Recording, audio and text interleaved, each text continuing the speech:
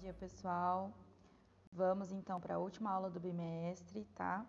Vou passar para vocês as últimas informações que faltavam. Deu tudo certo, a gente conseguiu ver tudo o que precisava ser visto no bimestre. Então vamos lá. Continuando o tema da semana passada, a gente estava falando de meio ambiente, lembra sobre mudanças ambientais, e eu preciso enfatizar algumas coisas com vocês. A gente precisa falar hoje sobre rios voadores e a bomba biótica de umidade, previsão do tempo e as influências que as mudanças climáticas podem ter, o que pode influenciar na previsão do tempo, e falar com vocês sobre os acordos climáticos, tá?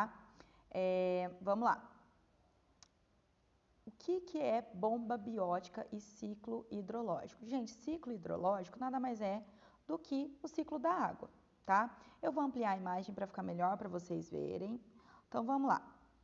Aí, gente, eu tenho aqui, ó, a floresta transpira umidade para a atmosfera. Gente, vocês sabem que, como todo ser vivo, as plantas também têm a transpiração delas, tá? Então, elas vão liberando umidade para o ar através da transpiração, tá? Só que essa umidade fica solta no ar. Para essa umidade se aglutinar, se juntar e formar nuvens, a gente precisa de alguma partícula de poeira, de alguma coisa na atmosfera para ajudar essas partículas de água a se juntarem, se aglutinarem, para começar a formar as nuvens. Senão elas ficam apenas soltas separadamente na atmosfera, tá?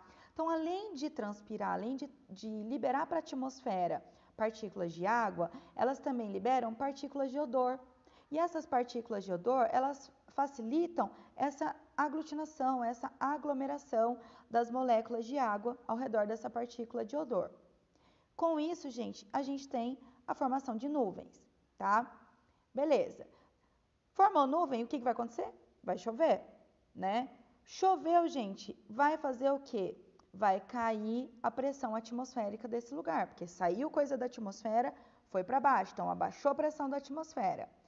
Quando abaixa a pressão da atmosfera, gente, eu acabo sugando, fazendo com que outra coisa venha para cá. Que outra coisa que vai ser essa? Vai ser a umidade que vai ser sugada das regiões oceânicas, da atmosfera das regiões oceânicas, certo? Então, tem a atmosfera da região oceânica, vai ter umidade. Choveu aqui, baixou a pressão atmosférica, eu acabo ficando com um vazio aqui. Essa baixa pressão suga a umidade da região oceânica, da atmosfera da região oceânica. Beleza, gente.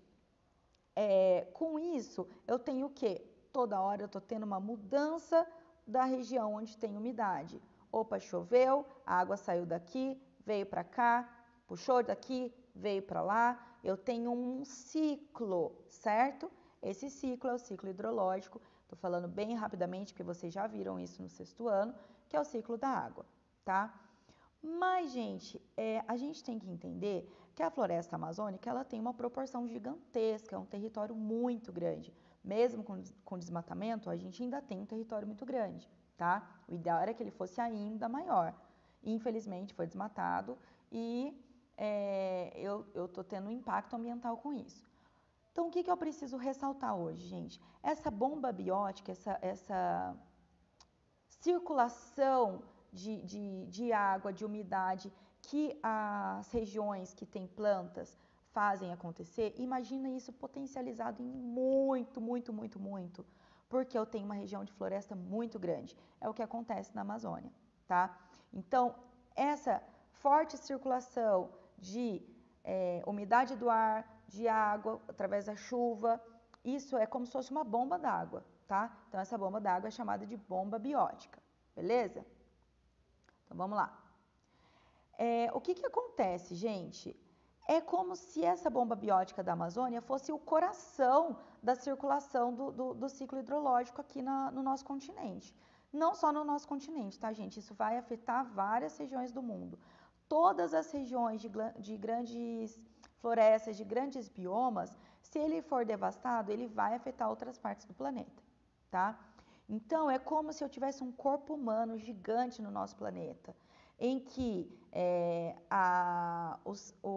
essa umidade que está no ar é como se ele fosse artérias do nosso corpo.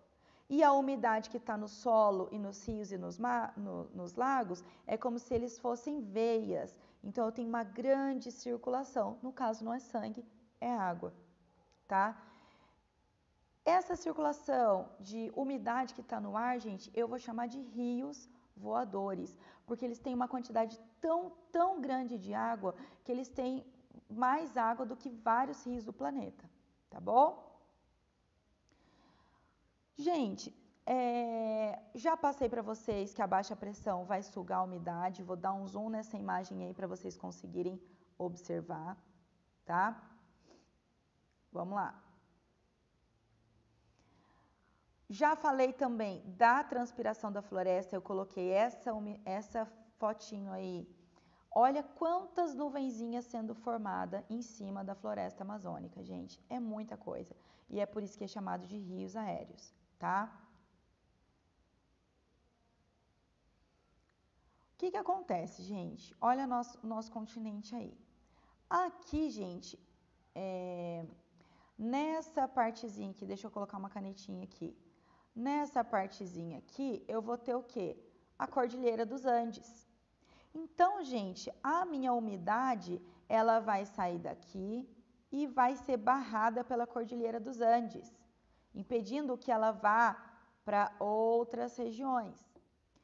Pessoal, eu vou passar um vídeo para vocês que explica melhor isso, tá? Quero que vocês prestem muita atenção para vocês entenderem como é que é essa bomba biótica de umidade e os rios voadores, tá? Se olhar no mapa mundi, você vai ver que latitudes médias são regiões onde estão alinhados os desertos da Terra. Na África tem o Namíbia Kalahari, do outro lado dos Andes tem o Atacama, tem o deserto da Austrália. No hemisfério norte tem o Saara e o Sonoma lá no México. E não é por acaso que esses desertos estão alinhados ali. Existe uma circulação chamada circulação de Hadley. Ventos sobem na região equatorial porque tem mais energia lá. E lá eles perdem umidade. Por isso que estão as florestas todas lá. Esse vento que subiu progride para a latitude média. E aí onde ele desce é um vento seco, ele rouba a umidade da superfície. Então uma região, naturalmente, a tendência dela é de aridez. A não ser que esteja muito próxima do oceano aqui. No entanto, na América do Sul, a região que a gente pode chamar de quadrilátero, Cuiabá ao norte, Buenos Aires sul, São Paulo no leste e a Cordilheira dos Andes no oeste, é uma região que está geograficamente na alça de subsidência de Hadley e chove a cântaros. Então era um mistério, né? O que tem que é diferente?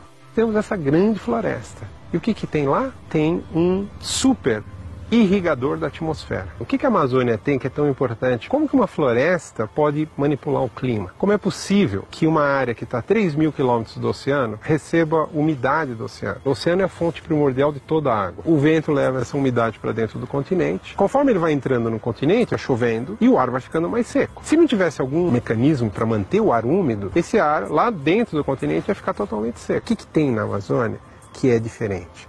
E a Amazônia tem árvores. As árvores grandes na floresta, elas têm raízes muito profundas, elas pegam água no lençol freático, bombeiam lá de baixo, 50, 60 metros, e as folhas são estruturas fantásticas de evaporação. Uma árvore grande, com uma copa com 20 metros de diâmetro, uma árvore frondosa, chega a colocar mais de 1.000 litros de água num dia. Para toda a Amazônia, é um volume que chega a 20 bilhões de toneladas de água num dia. Para você ter uma ideia do tamanho que é isso daí, o rio Amazonas, que coloca 20% de toda a água doce que chega nos oceanos no mundo inteiro, coloca 17 bilhões de toneladas no mesmo período. Um rio de vapor que acende é maior que o rio Amazonas. Vai ficar claro por que isso é tão importante para quem está fora da Amazônia e recebe a umidade da Amazônia. Você tem o ar com uma quantidade grande de vapor, mesmo que ele esteja saturado, se não tiver uma partícula lá para começar a depositar as moléculas de vapor e formar água líquida e formar a gota da nuvem, não forma.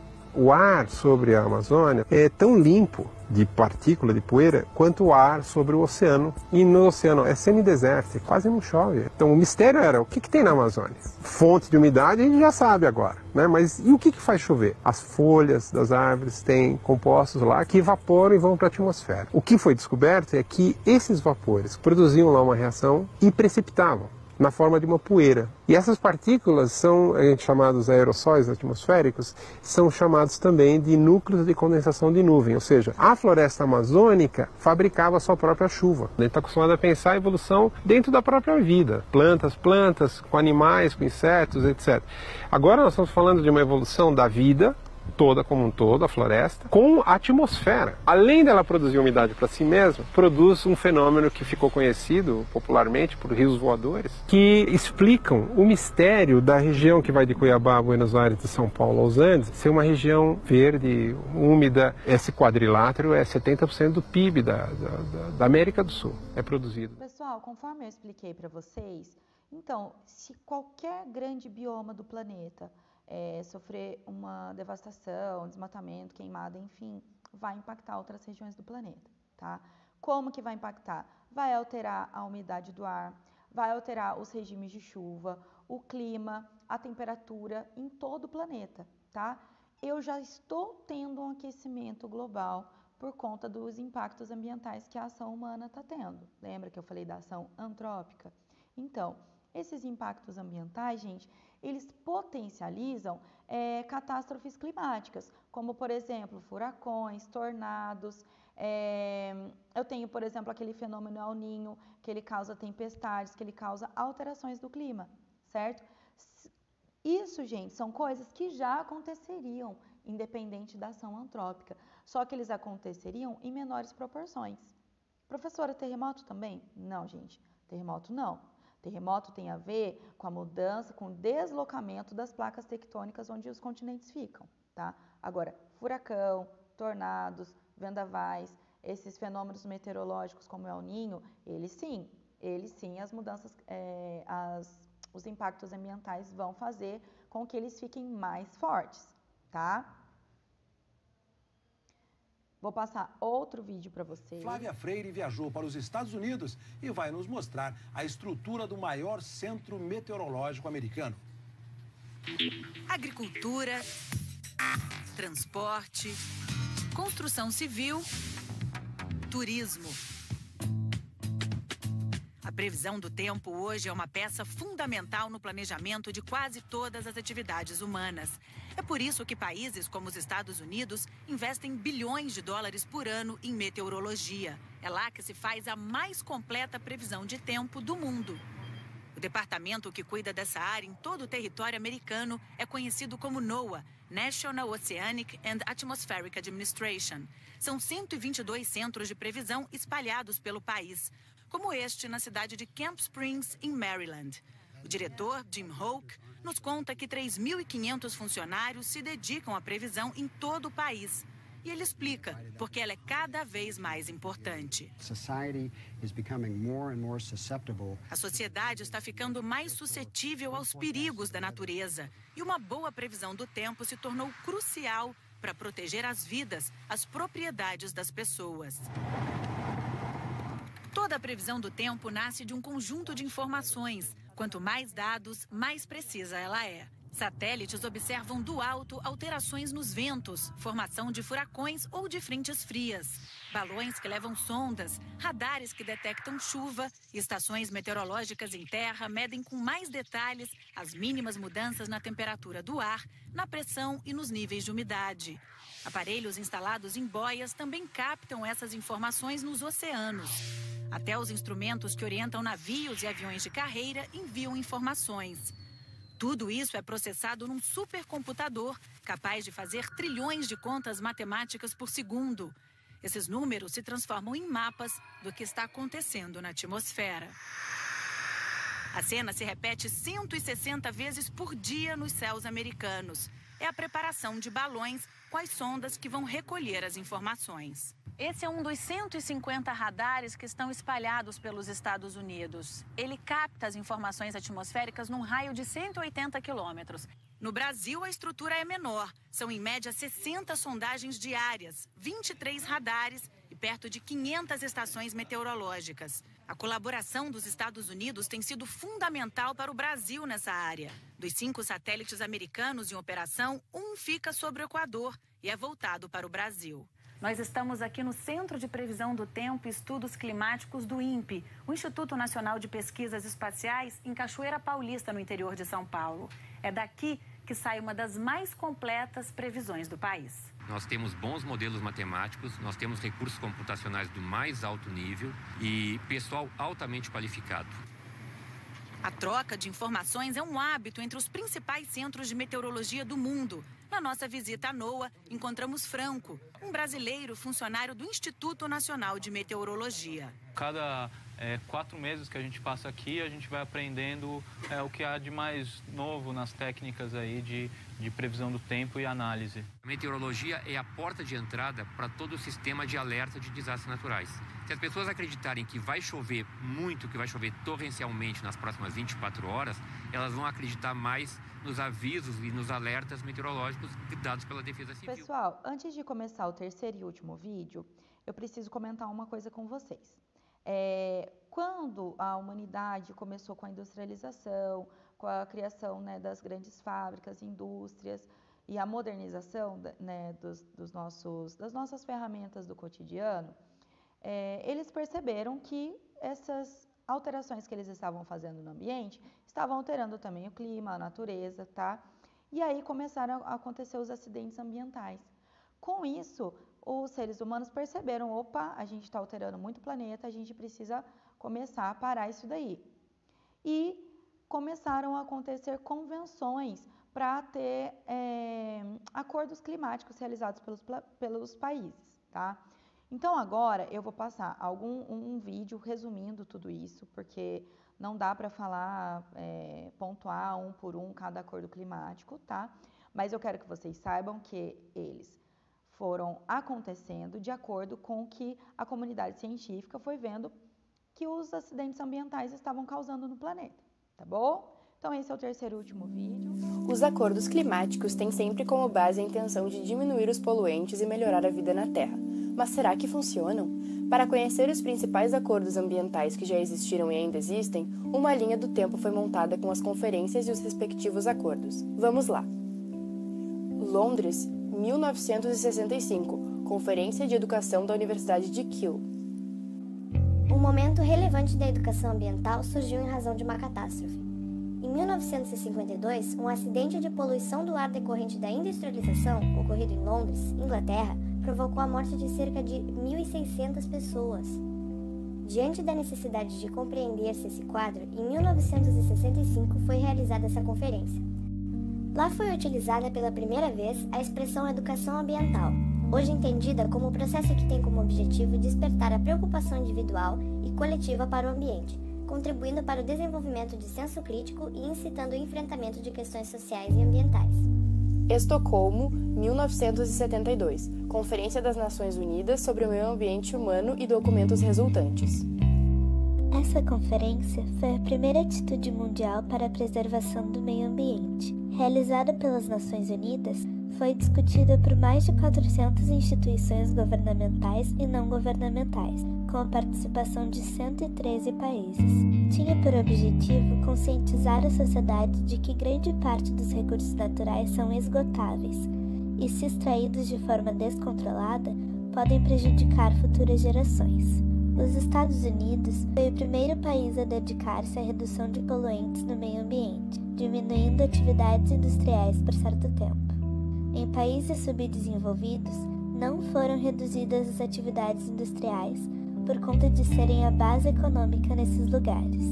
Rio de Janeiro, 1992, Cúpula da Terra, Eco 92. Foi uma conferência organizada pelas Nações Unidas que reuniu cerca de 30 mil participantes, entre eles 176 representantes de diferentes países e 1.400 ONGs. Durante a Eco 92 foi criado e assinado um documento chamado Agenda 21, que consistia em um plano de ação e metas juntamente com 2.500 recomendações sobre como obter um desenvolvimento sustentável. Dentre seus objetivos, os principais são a conservação da biodiversidade, a universalização do saneamento básico e do ensino e maior participação das ONGs. A conferência também teve, entre seus resultados, 2 convenções. A primeira delas foi a Convenção sobre Diversidade Biológica, que foi aprovada pelo Congresso Nacional Brasileiro e entrou em vigor no final de dezembro de 1993. Possui como objetivo a preservação da biodiversidade. A segunda foi a Convenção Quadro das Nações Unidas sobre a Mudança do Clima, que, firmada por quase todos os países do mundo, tem como objetivo a estabilização da concentração de gases de efeito estufa na atmosfera. Kyoto, 1997, Terceira Conferência das Partes, COP3. Protocolo de Quioto constitui um tratado complementar à Convenção Quadro das Nações Unidas sobre a Mudança do Clima. Definiu metas de redução de emissões para os países desenvolvidos e os que, na época, apresentavam a economia em transição para o capitalismo. O protocolo sugeriu ações comuns: o aumento no uso de fontes de energias limpas, proteção de florestas e outras áreas verdes, otimização de sistemas de energia e transporte visando o consumo racional e a diminuição das emissões de CH4. Em 2015, o tratado completou 10 anos. O acordo fracassou em reduzir as emissões mundiais de gases estufa, que cresceram 16,2% de 2005 a 2012. O Pacto Internacional, porém, não foi inofensivo e teve certo sucesso em conscientizar a sociedade e implantar projetos ambientais, tecnológicos e de desenvolvimento econômico para prevenir o agravamento do aquecimento global. Joanesburgo 2002, Cúpula Mundial sobre o Desenvolvimento Sustentável, Rio+10. Reunindo não só representantes de 189 países, como também cidadãos engajados e agências das Nações Unidas, o evento debateu questões sobre fornecimento de água, saneamento básico, energia, saúde e biodiversidade. Porém, os resultados da Rio+10 não foram muito significativos. Os países desenvolvidos não cancelaram as dívidas das nações mais pobres e os países integrantes da Organização dos Países Exportadores de Petróleo, juntamente com os Estados Unidos, não assinaram um acordo que exigia o uso de 10% de fontes energéticas renováveis. Durban 2011, Conferência do Clima da ONU de Durban. Os 200 países signatários da Convenção Quadro das Nações Unidas sobre Alterações Climáticas aprovaram uma série de medidas com o objetivo de reduzir as emissões de gases causadores do efeito estufa. Considerado o maior avanço na política climática desde a criação do Protocolo de Quioto, é este protocolo que foi renovado por um novo período, de 2013 com prazo para terminar em 2020. Houve progressos também em relação à criação de um Fundo Climático Verde para o qual uma estrutura de gestão foi adotada. O fundo distribuirá 100 bilhões de dólares por ano para ajudar os países em desenvolvimento a se adaptarem aos impactos do clima. Na concepção de boa parte dos grupos ambientalistas, o resultado em Durban foi muito pior do que o esperado. O Greenpeace também acusou os americanos de terem enfraquecido o resultado do encontro africano. Os países saíram daqui dizendo que foi um grande sucesso, especialmente os Estados Unidos. Mas, para o clima, não foi, acrescentou Samantha Smith, do WWF. Rio de Janeiro 2012, Conferência das Nações Unidas sobre Desenvolvimento Sustentável, Rio+20. Reunindo cerca de 190 representantes de diversos países, tinha como objetivos principais a economia verde, ou seja, o desenvolvimento sustentável e a erradicação da pobreza. No entanto, a conferência foi criticada pela falta de clareza e ao não estabelecimento de metas concretas para a redução da emissão de poluentes. Paris 2015, 21ª Conferência das Partes, COP21.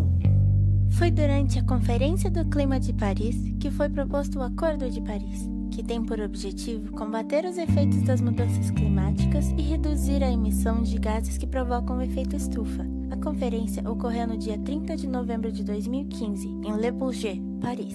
Dela participaram 195 países e a União Europeia. Uma das metas destes países ao assinarem o contrato é manter o aquecimento global muito abaixo de 2 graus centígrados, buscando ainda esforços para limitar o aumento da temperatura a 1 grau centígrado e meio. Eram necessárias as assinaturas de 55 países ou a representação de países que detenham 55% das emissões globais. Atingindo esse número, o acordo entrou oficialmente em vigor no dia 4 de novembro de 2016. A NASA afirmou que 2016 ficou marcado como o ano mais quente registrado na história. Mesmo assim, o novo presidente dos Estados Unidos, Donald Trump, não acredita nas mudanças climáticas e o aquecimento global. Na verdade, o presidente estaria se preparando para, no futuro, remover os Estados Unidos do Acordo de Paris com uma ordem executiva, disse a VAS, uma network de campanha global que mobiliza milhões de pessoas para agirem em causas internacionais urgentes.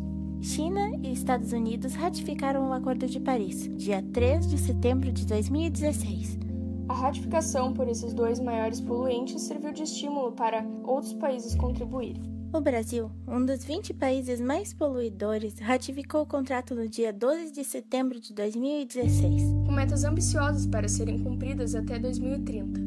Entre elas, reduzir a emissão de gases de efeito estufa em 37% abaixo dos níveis de 2005 até o ano de 2025, com uma contribuição de reduzir em 43% abaixo dos níveis de 2005 até 2030. Para isso, o país se compromete a aumentar a participação de bioenergia sustentável em aproximadamente 18% até 2030, restaurar e reflorestar 12 milhões de hectares de florestas, bem como alcançar 45% de energias renováveis na composição da matriz energética até 2030. É de extrema importância que o Brasil cumpra o que propôs, apesar de serem compromissos difíceis, assim como todos os mais de 90 países que ratificaram o acordo. O Acordo de Paris é crucial para maiores chances de termos um futuro limpo e seguro. Por conseguinte, mesmo tendo esses acordos presentes em nossa história, problemas globais só podem ser resolvidos com a união de pessoas para a proteção do nosso planeta. O secretário-geral da ONU, Ban Ki-moon, disse que o acordo é um marco na redução das mudanças climáticas. Pela primeira vez, cada país do mundo se compromete a reduzir as emissões, fortalecer a resiliência e se unir em uma causa comum para combater a mudança do clima. O que já foi impensável se tornou um caminho sem volta, disse Ban. Agora que vocês já viram toda a aula, já viram esses vídeos que eu passei para vocês, o que a gente, enquanto pessoa, ser humano único que eu sou, o que eu posso fazer para tentar diminuir a minha pegada ecológica, que eu falei para vocês na aula passada, diminuir o impacto ambiental que eu posso causar na natureza. Ah, mas eu sou uma pessoa só. Se cada pessoa fizer a sua parte, gente, com certeza isso vai ajudar a natureza. Então, o que eu posso fazer? Poxa, eu vou pagar uma conta, se eu consigo tirar o boleto pela internet, consigo tirar o boleto pelo celular, para que eu vou imprimir esse boleto? Hoje em dia os aplicativos eu consigo digitar o código de barras, eu nem preciso imprimir esse boleto. Eu também não preciso imprimir o comprovante, já fica salvo no aplicativo do banco, tá? Eu posso tentar tomar banhos mais rápidos. Quando eu for lavar a louça, eu posso fazer o quê? Fecho a torneira enquanto eu estou ensaboando, eu organizo a minha louça antes. Eu posso ajudar a recuperar áreas verdes, se eu tenho um quintal em casa, eu posso plantar algumas árvores para ajudar a amenizar o clima ao redor da minha casa, a temperatura ao redor da minha casa. Vocês percebem que em regiões, em ruas que tem mais árvores, essas ruas têm uma temperatura mais gostosinha, mais amena, né? Eu posso, durante o dia, evitar acender lâmpada, posso tentar fazer com a luz natural. Vou lá, abro a minha cortina, abro a janela, para eu não precisar ficar acendendo a luz, né? Outra coisa, hoje em dia, gente, não tem mais cabimento a gente ficar comprando mesa, móveis, que são de madeiras de regiões florestais, né? Então, tem várias coisinhas, várias pequenas atitudes que eu posso ter para eu tentar diminuir a minha pegada ecológica. Hoje eu posso conseguir reciclar várias coisas do meu lixo que eu produzo em casa. Então é isso que eu peço para vocês, gente. Para vocês tentarem colocar a mão na consciência e ver o que vocês, enquanto ser humaninho único que vocês são, o que vocês podem colaborar com a natureza. Ah, vou usar copo descartável? Não, gente. Poxa, eu tenho caneca de plástico que eu posso levar, tem minha garrafinha d'água que eu posso levar, ao invés de ficar usando um copo descartável, né? Então é isso, pessoal. A aula de hoje falou sobre as bombas bióticas de umidade, sobre os rios voadores, sobre os acordos ambientais. Certo, pessoal? É isso. Qualquer dúvida pode me chamar no WhatsApp, tá? Beijo!